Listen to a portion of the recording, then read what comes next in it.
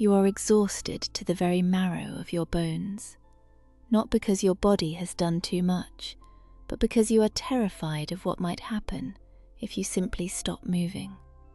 If you know this heavy, hidden ache, I invite you to subscribe to the Psyche Unfolding channel, where we uncover these quiet struggles together. Let us look at that invisible engine humming inside your chest right now. It is a tightly wound spring, turning faster and faster, demanding that you produce, fix, plan, and worry. You sit down in a quiet room, and within seconds, a phantom guilt whispers that you are wasting precious time. You feel an itch beneath your skin, a nervous vibration that pushes you to stand up, to find a task, to occupy your hands and your mind. It is like being lost in a dark, overgrown forest, swinging a machete at every shadow, convinced that if you stop cutting your way through the thicket, the vines will pull you under, but the vines are not real. The exhaustion, however, is entirely real. We treat stillness as a crime. We measure our worth by the weight of the burdens we carry, stacking stones onto our own shoulders just to prove we are strong enough to stand. When you lie in bed staring at the ceiling, the silence in the room does not feel like peace. It feels like an interrogation. The mind begins to race like a frightened horse pulling a carriage over cobblestones, rattling your bones with thoughts of what you forgot to do, what you said wrong, and what dangers might be waiting tomorrow. You are running from the quiet because the quiet is a mirror. When the noise fades, the distraction disappears, and you are left completely alone with yourself.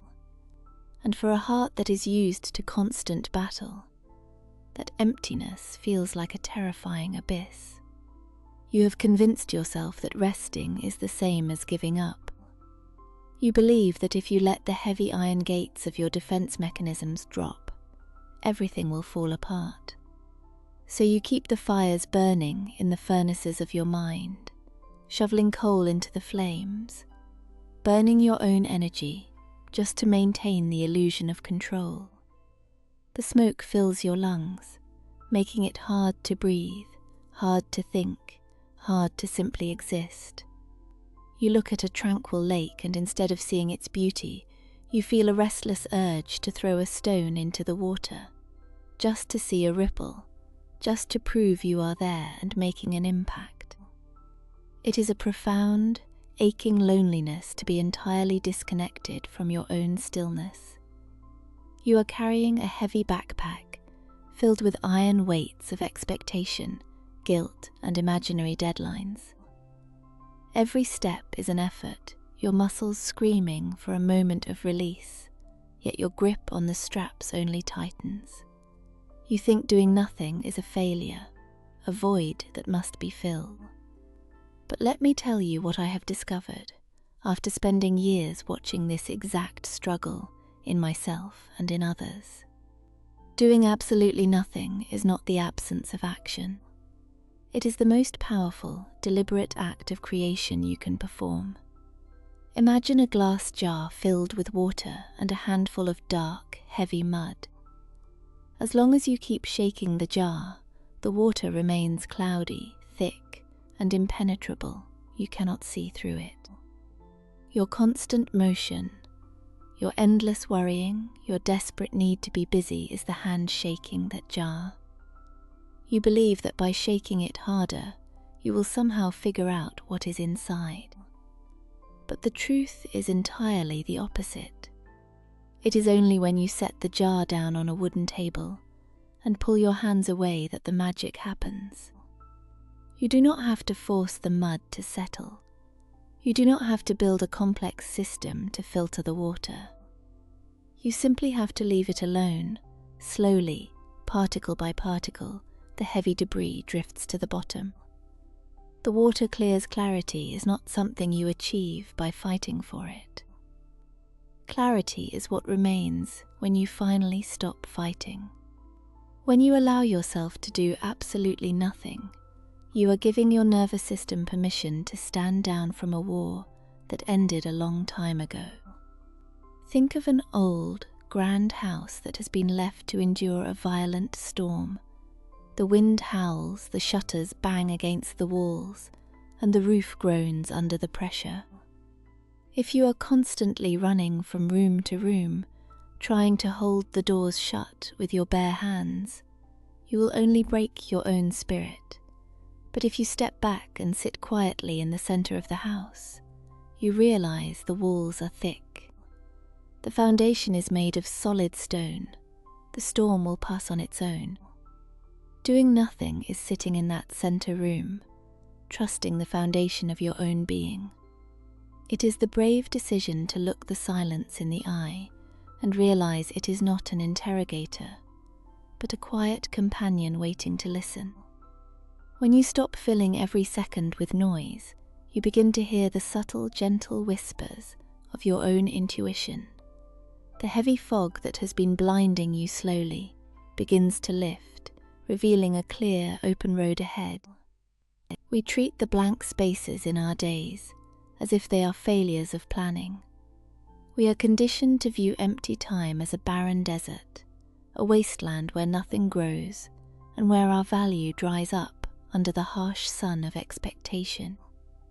But what I have come to understand is that this emptiness is actually the most fertile soil imaginable. When you constantly plough the fields of your mind, turning the dirt over and over, you never give the seeds a chance to take root. Doing nothing is letting the soil rest. It is allowing the invisible nutrients of your soul to replenish. You might feel a desperate urge to check on things, to make sure the world has not forgotten you while you stepped away. This is the ego clinging to its own importance. It is terrifying to realize that the universe operates perfectly well without our constant supervision, yet it is also the most liberating truth you will ever encounter. You begin to understand that you do not need to earn your right to breathe. Your worth is not a currency you have to mine from the earth with calloused hands. You are allowed to be empty. You are allowed to sit on a bench and simply watch the clouds drift across the vast sky without extracting any lesson from them. Let us look closer at this mechanism of guilt. The moment you recline in a chair and close your eyes, an internal alarm goes off. It is a survival instinct misdirected. You have trained your mind to believe that safety only comes from hypervigilance. You think that if you are constantly surveying the horizon for threats, you will never be caught off guard. But this vigilance is draining your life force drop by drop. By doing nothing, you actively rewire this false alarm. You sit there, letting the alarm ring, and you watch it. You do not jump up to silence it. You do not panic, you just observe it. It is like watching a wild bird flutter nervously against a window pane. If you try to grab the bird, it will only panic more. If you sit perfectly still, eventually, the bird will calm down, find its bearings, and fly out the open door. This is what your anxiety does when you offer it absolute stillness. It exhausts its own momentum. I have seen how sitting in a completely silent room for just 20 minutes can feel like climbing a mountain. The first 5 minutes are a physical rebellion. Your fingers twitch. Your breath is shallow. The next 5 minutes bring the mental flood, a rushing river of every regret and every future panic you have ever stored inside. But if you hold your ground, if you refuse to run away, a profound shift occurs around the 15-minute mark. The river runs out of water. The internal narrator, the one who is always criticizing and planning, simply runs out of breath, and what is left in the wake of that silence is breathtaking. It is a vast, expansive landscape within yourself that you never knew existed. It is a meadow bathed in soft morning light. entirely untouched by the frantic demands of the outside world. This is the true power of doing absolutely nothing. It is a sanctuary that belongs only to you. No one can tax it, no one can demand it, and no one can take it away. It is the ultimate act of reclaiming your own sovereignty. You are taking back the territory of your mind from the endless demands of productivity. As you learn to navigate this beautiful inner landscape and reclaim your peace, I invite you to subscribe to the Psyche Unfolding channel, so we can continue to walk this path of discovery together. Now, imagine what it feels like to finally surrender to this stillness. Imagine unbuckling the heavy straps of that loaded backpack you have been carrying for so long. You shrug your shoulders, and the massive weight drops to the floor with a dull thud. You do not need to carry it anymore. You step out of the heavy, muddy boots of constant obligation and feel the cool, soft grass under your bare feet. The relentless, humming engine in your chest finally powers down. You can feel the heat dissipating, leaving a soothing, steady warmth in its place. The tightly wound spring gently releases, unraveling into a smooth, relaxed ribbon. You breathe in, and the air fills your lungs completely, without catching on any sharp edges of anxiety. The world around you slows its frantic spinning. The colors of the trees become richer. The light falling through the leaves feels like a gentle touch on your skin. Imagine the sheer relief of stepping off the stage.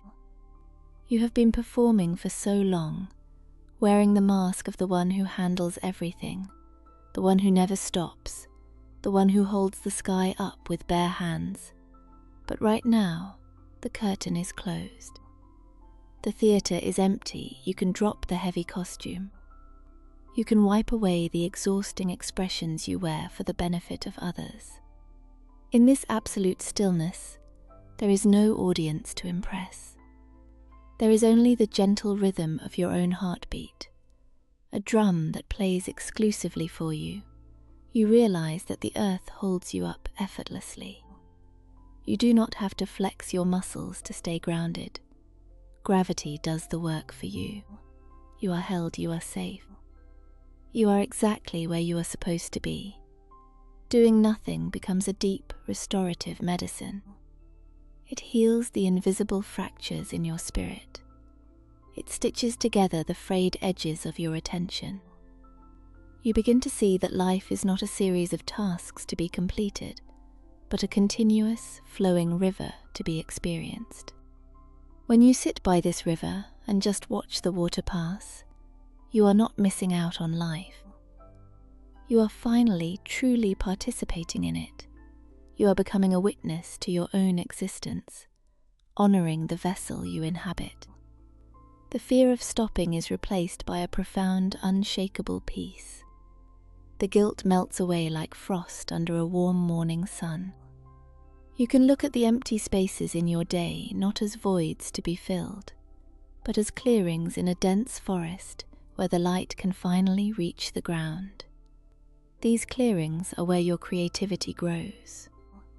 They are where your joy is reborn. They are where you remember who you are beneath the titles, the duties, and the endless running. You are a human being, not a human doing. Allow yourself to just be. Feel the tension draining from your jaw, from your neck, from your shoulders.